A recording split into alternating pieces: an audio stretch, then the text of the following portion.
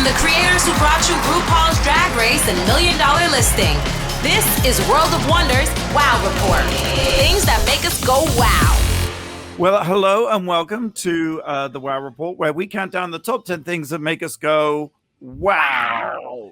And I'm Fenton Bailey, co-founder of World of Wonder, joined this week by James St. James, editor of the Wow Report, of course. That's me. And standing in for Tom Campbell, who's overseas making TV magic, we have Blake Jacobs. Hi. And James, you'll be glad to hear Tom will be back next week. I will believe it when I see it. I think you've killed him and he's like in a box somewhere. He's been murdered. I just think something terrible has happened to him. But you just have to hold on one more week. And to help you do that, we have our extra special guest, Randy Barbato, my partner in crime at World of Wonder. Congratulations, Randy. You won a big award last night, or 2 nights ago. Well, lots of people won a big award. It was the PGA award. Yeah, and it was very exciting. And Procter and Gamble Awards, is that what that is? The Producers Guild Award, and RuPaul's Drag Race won. And I'm so proud of the entire team. You know, it's been such a challenging, actually, couple of years at this point. And we won. So it's nice. Not that winning means anything. You know, you don't need to, not being nominated. Well, after the first 100 or so trophies, then it all just becomes meaningless. You know, you guys really have had a really spectacular run these past couple of years. It's been pretty incredible to watch. It takes a village, people. It certainly does. Never gets tired of saying that. It never gets old, Fenton. All right. Well, Randy, you are number 10. What have you got for us at number 10? Number 10. Well, I'm not sure I should be dipping my toes into this conversation because I'm really coming from a place of ignorance. So I need to sort of preface that. I read an article by a guy named Dennis Cavanaugh in the Lesbian and Gay News. And it's an incredibly passionate article talking about kind of a gay Brexit of the gay movement. Apparently, there are these self-identified queer activists. Like, I really know, like, I read this and it was like reading about another world, but apparently I'm a part of all of this world. So, you know, but apparently there are these self-identifying queer activists, and there's this sort of war going on amongst the LGBTQ community and some of these queer activists. And I kind of I don't fully follow it. A lot of it is about identity, I guess, about identity politics and about queers wanting to call themselves queers, which I consider myself queer. I consider myself, you can call me whatever you want. Just call me. It sort of seems a little bit that it's sort of older gays versus the newbies. But who are the queers? Because this is like, well, the reason I felt like I wanted to just bring it out and share this is, you know, we've just produced Chris McKim's beautiful Voinerovich, "Fuck you, faggot fucker." Like, where is that offensive to the LGBTQ community? Because it's a beautiful film about this amazingly inspiring queer warrior. And I'm confused by all of it. And I just want to read one thing in particular from the article, because I had to read it a couple times to even follow it, because it's brilliantly written and so passionate. I'm not dissing it, but I am confused by it. But at the end, the end of the article ends with, "To be queer is to be odd. It is to be the other. It is to permanently stand outside society and be a vehicle for queering things. It is to be the bauble of interest to tourists. It is to be something other than LGBT, but something that won't tell you what it is. It is to be the most useless and paradoxical of things, a label you say you have reclaimed, but you wouldn't dream of shouting at someone on a street." Now, let me tell you something. I'm queer. I'm queer and I am proud that I'm queer. Wait. And what I like about being queer and saying I'm queer is that actually to me, it's a broad term. We are all queer. We are all unique. And I'm kind of ripping this off from Fenton. This is Fenton's whole rap, but it's true. It's what we all have in common. And words and labels don't matter anyway. Go ahead, James. No, give it to me. labels do matter. Labels matter. They're very important. You know, I just have to say that I understand both sides of this, because I understand that being queer is being other. I totally get that. And I understand that the words change and meanings change and all of that. But it was such a hurtful word to be thrown at when I was growing up. You were a queer boy, you were queer bait, you were a faggot, you were this, you were that. And to reclaim that is power. I understand that, but it also, the word, I have PTSD whenever I hear it, because it hurts. It still hurts. And I don't know. I understand that too. And I love that how you've just articulated that.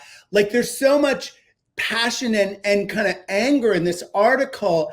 And anger can be a great thing. Anger can move things forward. Anger can also cause chaos. You know, progress comes from respect. I mean, look what's happening in Washington right now. There's so much division within the Democrats, but when they respect one another, we can move things a little bit forward. And you know, our coalition, our Democratic coalition, is so diverse, but we managed to pass this bill. That's, you know, I think I have an idea of what Democrats and Republicans are, but I don't get the two sides of this argument. Because James, I don't know what the two sides are. Is someone saying queer is the label to use, or someone saying queer is not? He starts off the article by saying that he doesn't like the word queer, that he too finds it problematic. But then by the end, he sort of comes around and says that he gets why they're doing it. But it seems like there's there are these queer activists that are sort of at odds with some of the LGBTQ elders. And it's creating a kind of division and within the community, and a lot of people within the LGBT community are offended by it and are angry about it, and it's creating a like chasm and split. You see, just my little itty bitty experience, I never really liked the word gay, and I thought that was an insult. Whereas queer, I've always found much more wearable and ownable, and somehow not as. So I guess, you know, one queer's meat is another. No, you are a queer duck. You've always been a bit of a queer duck. Oh, thank you, love. But don't we? I mean, to move anywhere, don't we need to evolve beyond words, labels, and like to have words sort of trigger this kind of rage? It just feels a little bit, you know, 20th counterproductive. But it also feels like it doesn't feel evolved. Like, it feels like a kind of old thinking. That's what I think. Because I think, like, in the world, we need to sort of be different kinds of intellectual creatures, and we do need to sort of. I think, anyway, whatever. I'm not, you know, I am. Maybe instead of not labeling anything, maybe we need to just really get down and dirty about what the label is before we can move on. Maybe we need to like really, really define it before we can say, okay, we've got that. Now we can move on. The way he ends the article is interesting to me, because I think he is describing why that word is wrong, and weirdly, so much that's in there is why, for me, that word is right, you know? Yeah. And I'm not, you know, anyway, it's. Yeah, I think, at least as a word, I think queer as a word is preferable to a collection of letters, LGBTQIA+, etc. You know, that's a bit of a mouthful. Whereas queer, just queer.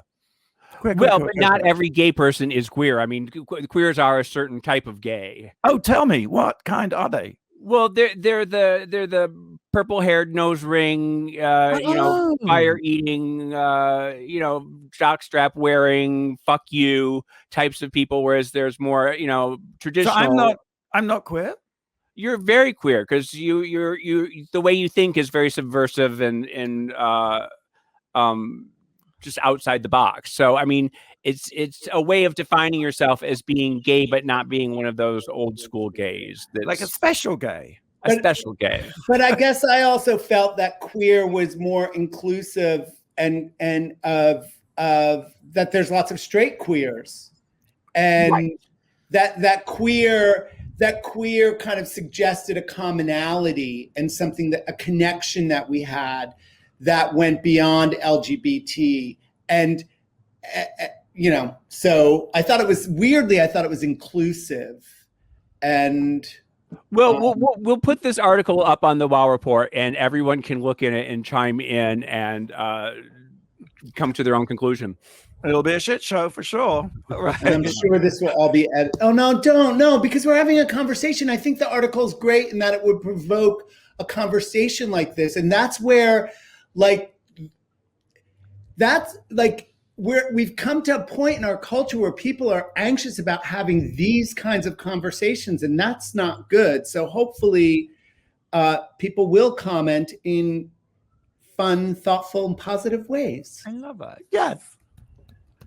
All right. Thank you, Randy. Let's move on to number 9. Number 9. I'm going to bring it back up to the superficial again. I watched on Netflix, I watched a documentary about Audrey Hepburn called Audrey. And it was really fascinating. It was a lot of, her backstory, and it told through, her film clips and interviews with her and everything like that. But there was a lot of fashion in it. And there was a lot of her famous collaboration with Givenchy, and the current house of Givenchy opened up their archives, and they have all the dresses from Charade and Funny Face and Sabrina and Breakfast at Tiffany's, and they're walking you through all of this, and it was really fascinating, and that was really fun for me. But there was another period of Audrey in the 80s that nobody ever really talks about. And it was after she stopped making movies, but before she went with the UNICEF. Remember, she was with UNICEF and going to Somalia and all that. Well, she was like sort of an 80s Brooke Astor type for a little bit. And she was in like big 80s ball gowns and big 80s helmet hair and big 80s jewels. And there's all this footage of her. And I just want an Audrey Hepburn 80s, ultra 80s glam book, like the paper dolls or something. I just need it's a fun documentary. I recommend it. There's some annoying parts about it. There's a thing where to fill up space, they have this Audrey lookalike who is a ballerina on stage, and you see silhouette from behind. Whenever they don't have any footage of her, you go to this We know that trick. Yeah, that trick.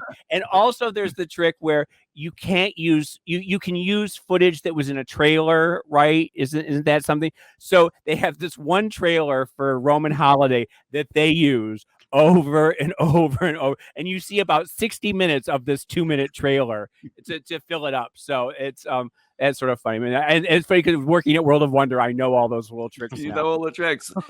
Documentary hamburger helper. Yes. Fluff it up. Yeah. All right, that's number 9. That's streaming on Netflix. Audrey. Number 8. Number 8. Also streaming on Netflix. A documentary, The Last Blockbuster. Now, I was wondering, how can you fill up a whole documentary about The Last Blockbuster? I mean, I know it's a big deal, and it's in Bend, Oregon, right? Right. It's about the last existing Blockbuster store, which is in Bend, Oregon. And I was thinking, that's weird. I know Bend, Oregon. And then I remembered I've actually been there. What? I went to meet, do you remember the pregnant man? Yes. Went to meet the pregnant man. He lived in Bend, Oregon. So something about Bend, Oregon. Yeah, but it's a whole 2-hour documentary about a Blockbuster. Yes. And the answer to Blake's question is, how do they fill up? They kind of don't. But the story of Blockbuster is fascinating. I mean, it's, it just gave me nostalgia. I was remembering, Randy, you and I went to St. Mark's Video of an evening and would rent a video from the video store, because when they first when movies. It's such a good video store, really. Right? I think there's a documentary about that place too. Maybe there is, you know, because when the way the model worked is the studios would release the films on video and charge you $150 to buy the videotape. So no one could afford that. So rental stores started up renting them for $1 a time. And then they would charge you late fees and they would charge you 99 cents if you weren't kind and rewind. Be kind, rewind. And so it's really this fascinating story of the rise and fall of a brand. I don't know if you knew that, for example, Blockbuster was bought early on by the guy who runs Waste Management, which is a huge landfill company. So he owned it. And then they had something like 9,000 stores at their peak. And what else? Well, they were sort of like the Netflix of their day. And so there's a sort of bitter irony in the fact that this documentary is on Netflix. So I can't help feeling Netflix are going, nah, at Blockbuster. And wasn't there a thing about like Netflix and Blockbuster tried to work together? Or Netflix went to Blockbuster early on? In 2000, Blockbuster failed to buy Netflix for $50 million. Netflix went in and said, you can buy us for $50 million. And Blockbuster were like, no, thanks. That was after they'd been bought by Viacom 6 years earlier for $8.4 billion. Could you imagine paying $8.4 billion for a video rental company? I remember in 1985, 85 or 86, there was a Blockbuster that opened in Manhattan, and Michael Musto would go every day and started in the A's and did every single movie from A to Z. And he, at the time, there was probably only, like 1,000 movies, but he would do like for years, he went and just alphabetically did every movie. And I was so impressed with that. Wow. And you know how Blockbuster beat all those independent little mom and pop shops? They were the first people to introduce revenue share. So they would pay the studios a cut of the amount of rentals because they could do that because they were the first video store to have a computerized inventory. So it's kind of interesting. They were ahead of the game and then quickly fell apart. And interestingly, though, it wasn't Netflix that put them out of business. It was the financial crash in 2008. Blockbuster had all this debt from being bought by Viacom and all these acquisitions. Netflix didn't have debt. So Netflix just had the money to expand at the time of the recession in a way that Blockbuster was hobbled by its enormous amount of corporate debt. And what about Redbox? Yeah, Redbox gets mentioned, but didn't Netflix buy Redbox? I think maybe. Yeah. There are still Redboxes around, aren't there? At my 7-Eleven, there's still a Redbox, yeah. The documentary runs out of steam about 40 minutes in, and to be honest, I didn't get to finish it because I thought I've got the story, and the story in Bend, Oregon is cute. Oh my God, everyone talks about the end of the documentary as being the best part. Bitch, lie. The Last Blockbuster streaming on Netflix. Hey, we're going to take a quick break. Painted with Raven, our new Wow Presents Plus series hosted by Raven, is now casting.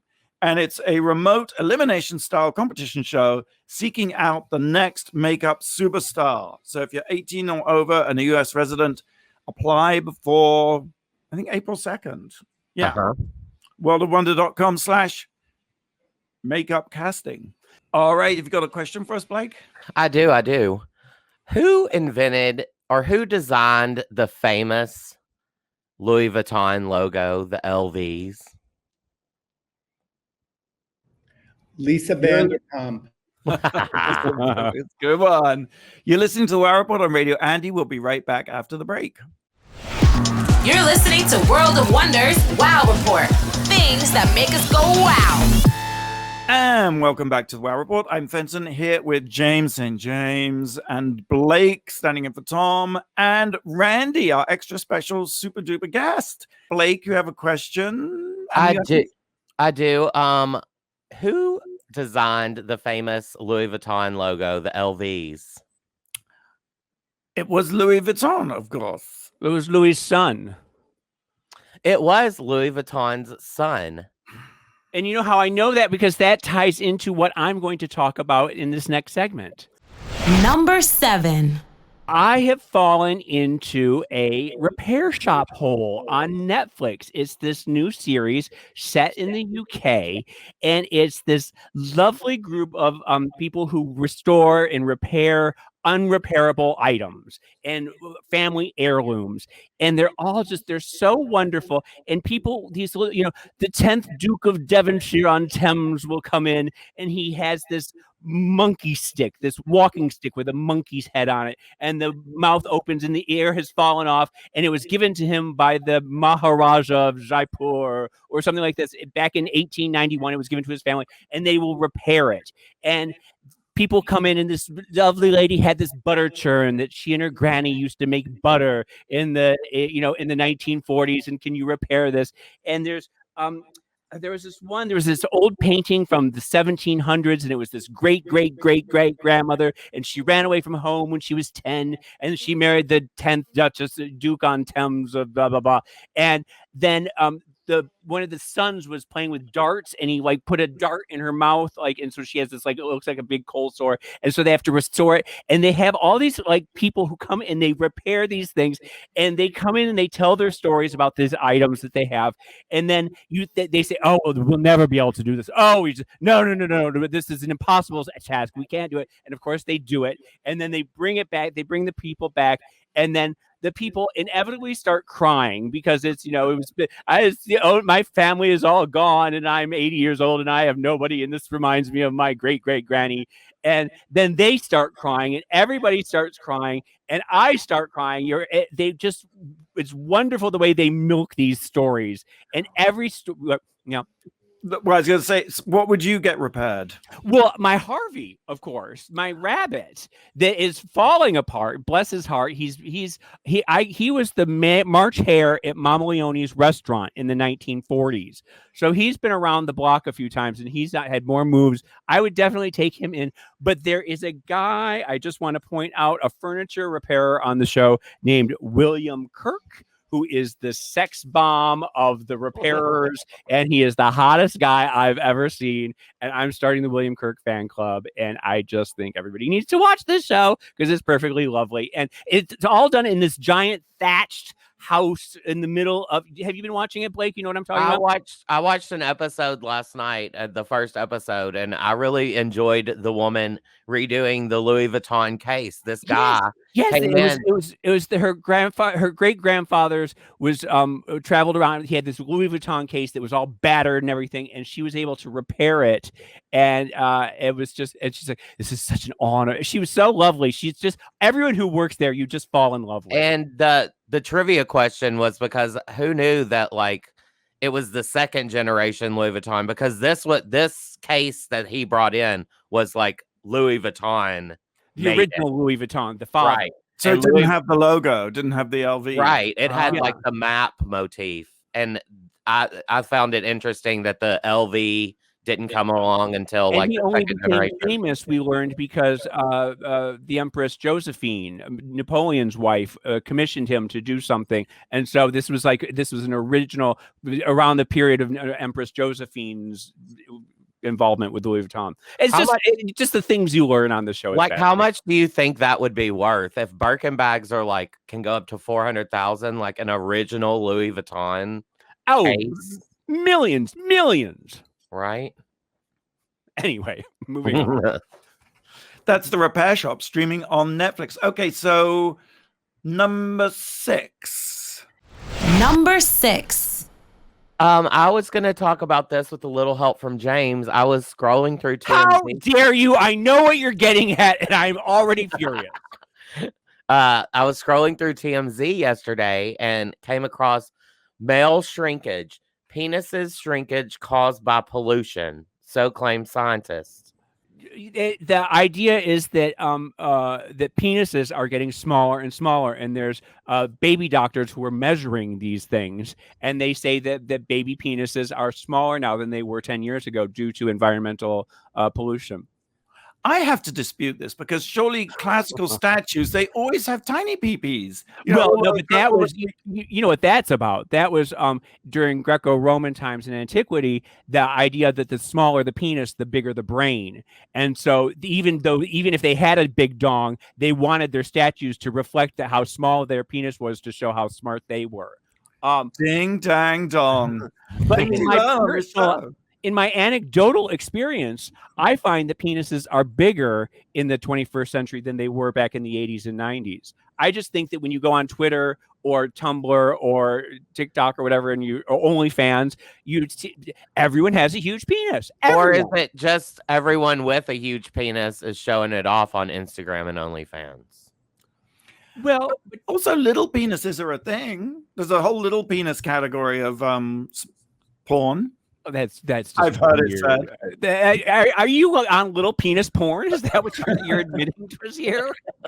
That's just weird. Contributing to the conversation. Randy, you've been strangely silent.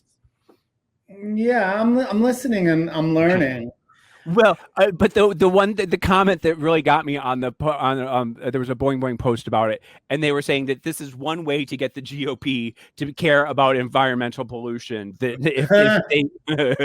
If they think that it's going to make their penises smaller.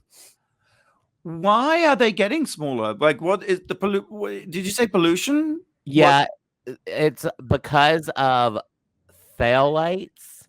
I'm going to spell it PHTHALATES, and they're found in plastic.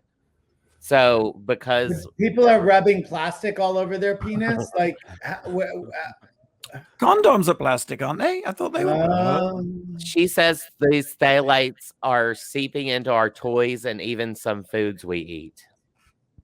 This is Dr. Shauna Swan, a professor of environmental medicine and public at New York City's Mount Sinai.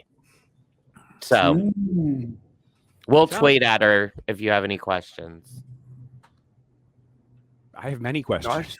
Well, let's have just one then. Yeah, no, I think it's time to move on. I think we've exhausted the small penis category. That was quick. I thought it was going to last longer. Well, I mean, what else do you want to talk about? All right, we're going to move on then. Number 5. Number 5. Oh my God. Okay, I have a story to tell. So I sometimes have trouble sleeping. So I have sleeping pills, but they're very strong. So I break them in half.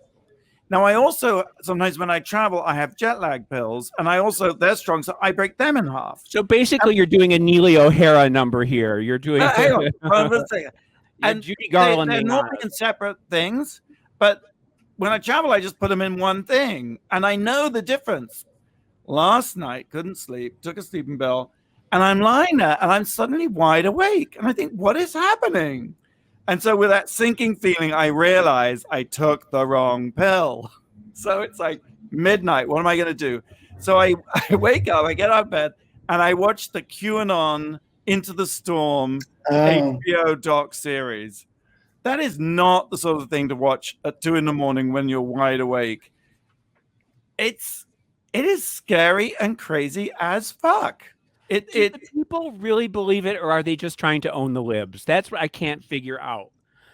I think they really believe it. And for those QAnon, when you boil it all down, QAnon is the mother of all conspiracy theories, I guess.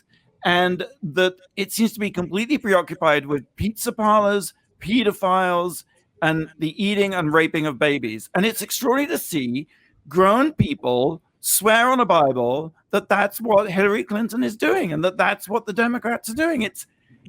But can you what is it that makes people actually believe? I can't believe that anyone actually believes that Bill and Hillary are running a child porn ring out of a pizza parlor. They believe that the QAnoners have been red-pilled, which is reference to a scene in The Matrix where Keanu Reeves takes a red pill and sees the truth. Yes, they believe their eyes have been opened and that it's all of the rest of us, the sheeple, who don't know what's going on. It is, and this guy, Colin Hoback, has made it. It's kind of an old-fashioned doc.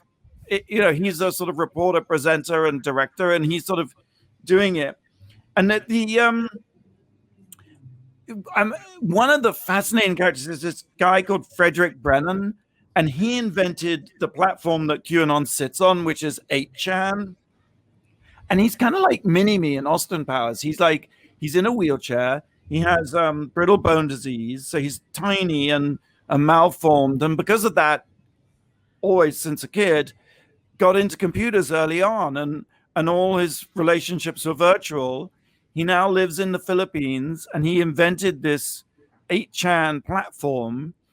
And he said the thing that attracted him to it was that on these platforms, people just say what they really think. And that he noticed that people were always polite to him, but in reality, they think he's a cripple and a retard, and they insult him. And he appreciates that directness, or like he used to. And so he's this extraordinary character. Reminds me a bit, Randy, do you remember Doug and Dave? Yeah. Yeah, reminds me a bit of Dave or Doug. Was it Doug or Dave? Anyway. It's just really interesting because this I didn't get to the end, but this QAnon thing, James, it makes no sense. It sort of came out of nowhere, the least likely people, and now it's this massive. It's invaded our government. We have, Marjorie Taylor Greene and Lauren Bobbitt or whatever her name is, who believe this fervently.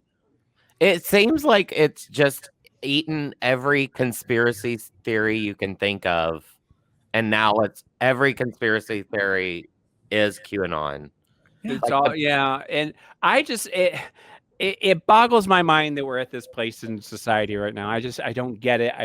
And I just feel the division is so entrenched that people will believe this just to piss other people off.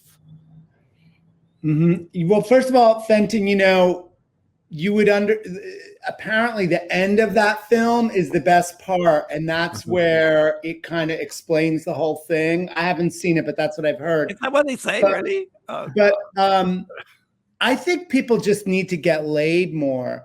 Like, I think that's the problem, especially like people don't have anything going on. Well, and there's a part in this documentary where they talk about how male incels who were never going to lose their virginity and were just pissed at women. That was part of the whole thing too. Well, yeah, right. Because the guy who started it, the platform, Brennan, he was an incel, and then he met up with a babe who was into little people with disabilities, and so he stopped being an incel, and he had to leave that group, and he was cast out. So he had to start this new platform. I mean, who would know that would lead to a thing that would lead to storming the Capitol? I mean, it's sort of the butterfly effect in some weird bonkers world. Blake, how far into it are you? I believe there's only 2 episodes, and I've watched 2 episodes. I think it's a 6-part series, right? Or 8. I'm not sure. But he's looking to find out who QAnon actually is. Yeah. Didn't we uncover that? Wasn't that there was HBO Docs is really hot right now. Tell ya. I'm very excited about the Tina Turner next week. My roommate watched an awesome doc by a little company called World of Wonder last night. Maplethorpe. Look at the pictures. And where can you find that? He hadn't seen it before? No, I think this was his first time. He watched the movie Maplethorpe on HBO, and then he watched our doc. And what did he think? Loved it. Well, that's a natural question, right? Oh, well, should we take a break? Yes. You got a question, Blake? I do, and it's a really, really easy one, but I feel like I need to give credit where credit is due. Who is Tom Campbell's favorite singer? Because it's her birthday today. That is so easy. You should be ashamed of yourself for asking it. We'll have the answer if anyone doesn't know right after the break here on the Wow Report. You're listening to World of Wonders Wow Report. Things that make us go wow.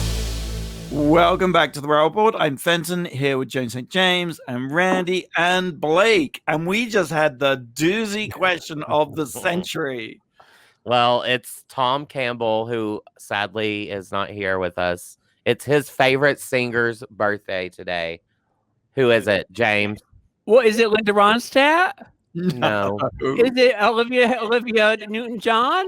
No. Is it Ariana Grande? It's the boss. It's the boss.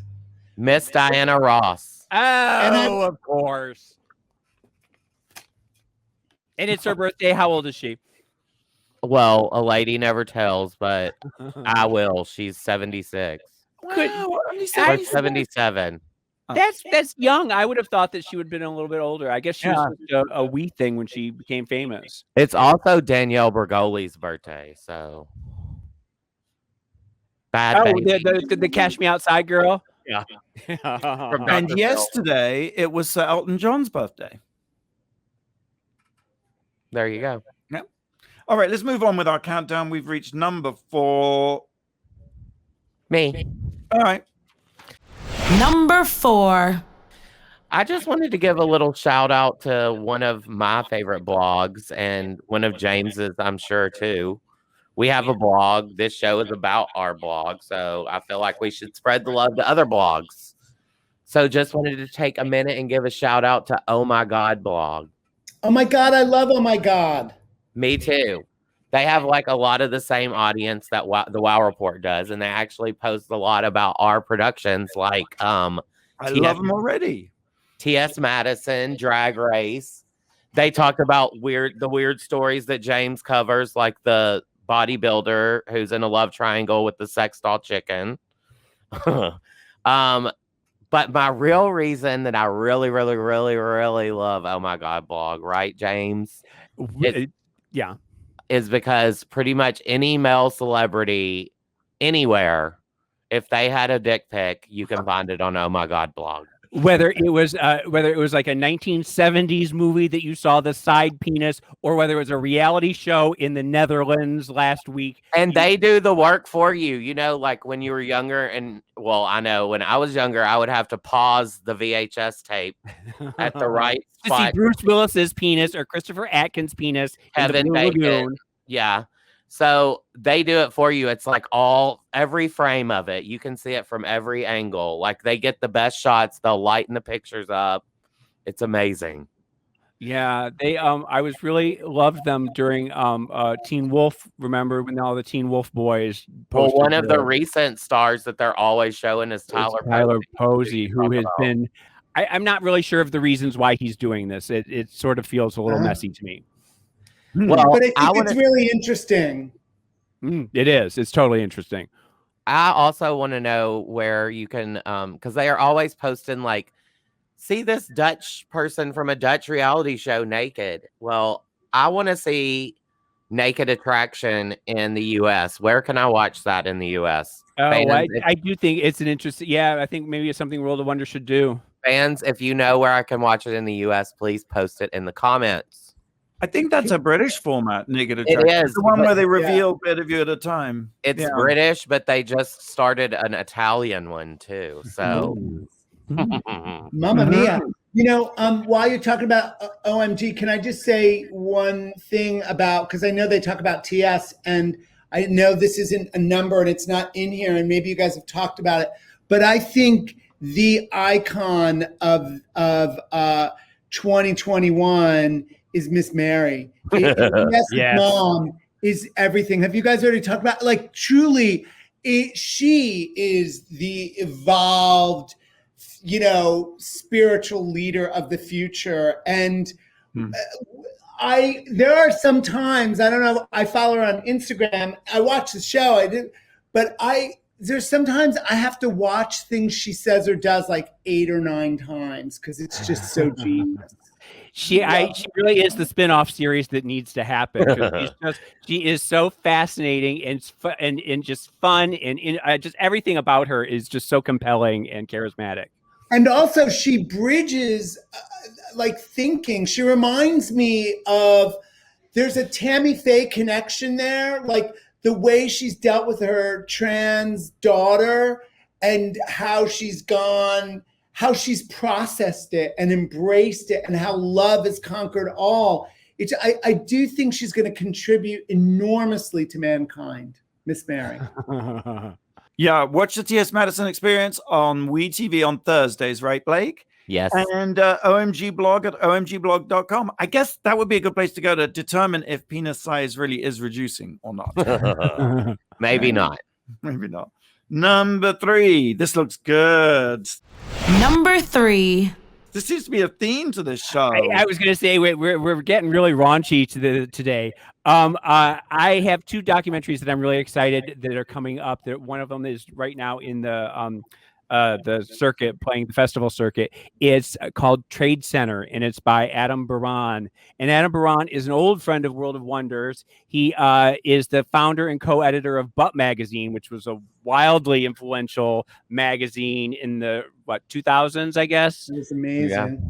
Yeah, the pink paper. It was really good. But it's a documentary about the World Trade Center in the 70s and 80s and how it was like a hub for gay orgies. And every bathroom, every stairwell, every dark corner, all over, there was just gay sex happening.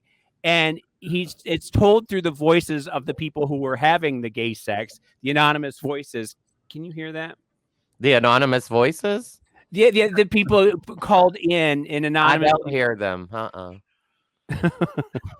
People who were having the sex in the 70s were calling in and anonymously telling their stories about the sexual encounters they had, and the bigger picture of how pre-surveillance cameras, pre-AIDS, all this whole era of sexual liberation in the 70s, and how it eventually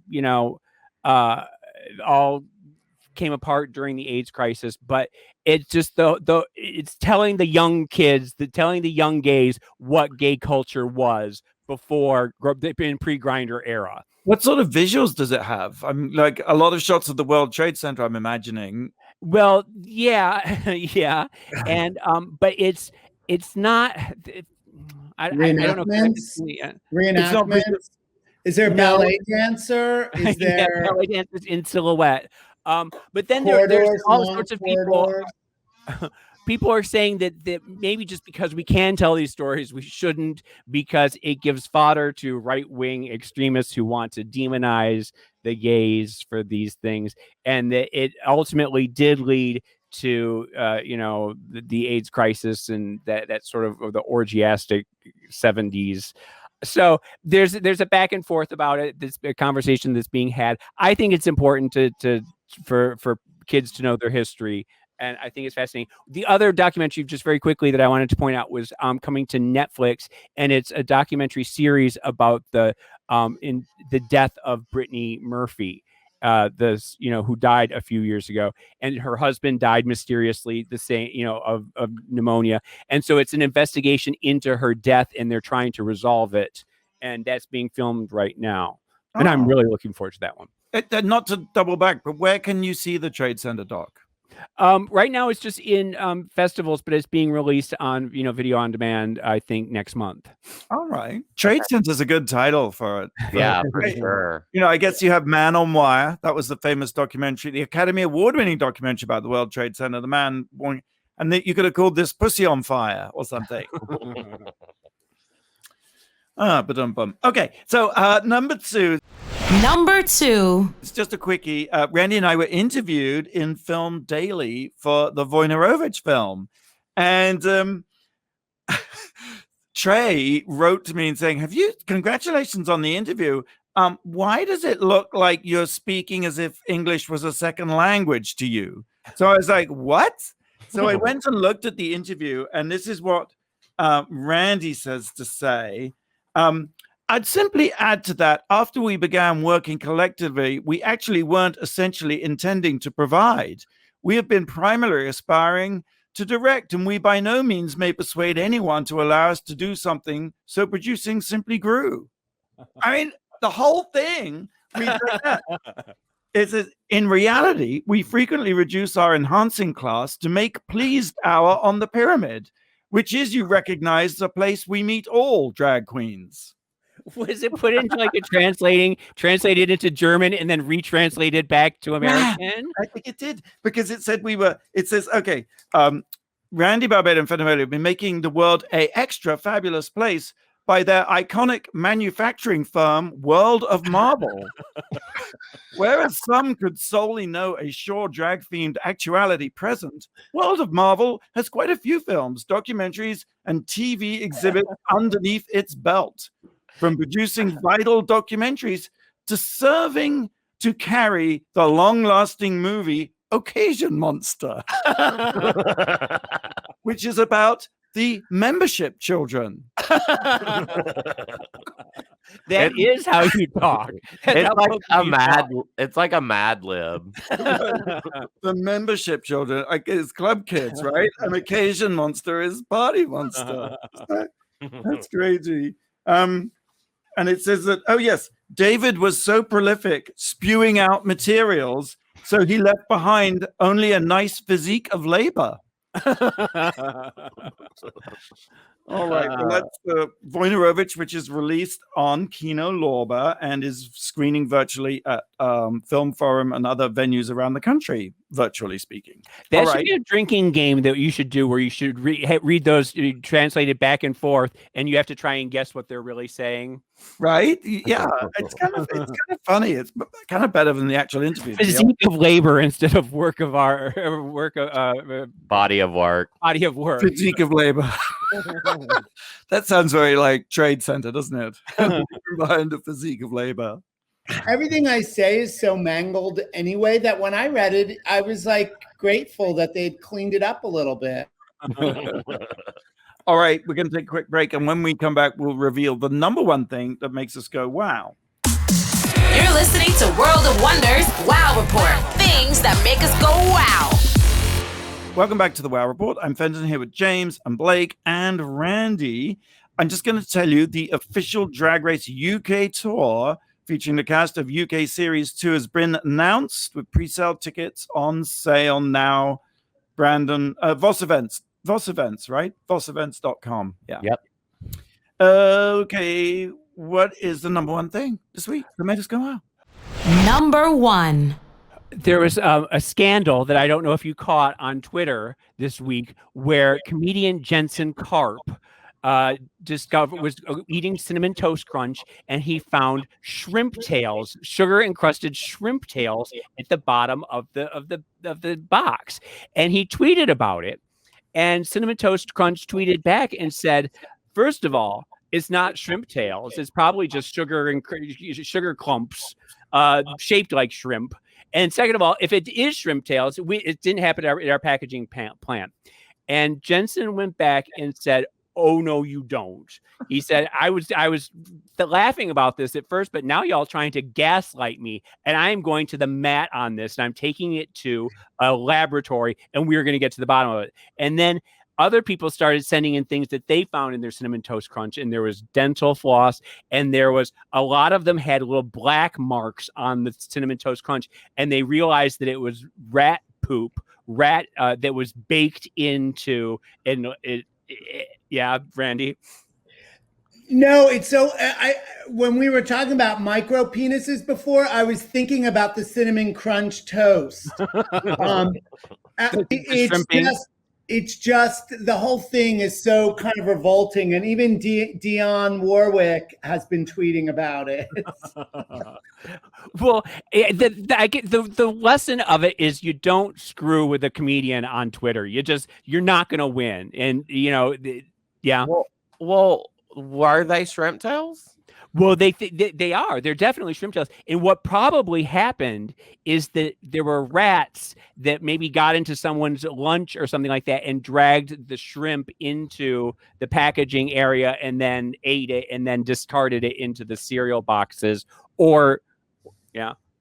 No, I was just thinking, like, if you get a shrimp tail in your cinnamon toast, you win $100,000. Like, right, turn it around. They should turn it into some promo campaign that was their intention. They should give Jensen, who, by the way, we're huge fans of, love him, but they should go to his house with a big check and a shrimp on it and say congratulations. And everyone come out with a new line of cereal called like Cinnamon Toast Shrimp Tails or something. But I want to point out that Jensen Karp is married to Danielle Fishel, who was Topanga on Boy Meets World. And it's funny because his name is Karp and her name is Fischl, and they're arguing about shrimp. And so it all sort of comes together in a big bow. Oh my God, that's fantastic. Thank you, James. Well, thank you for tuning into the Wow Report. If you want more kind of madness, check out some of our podcasts.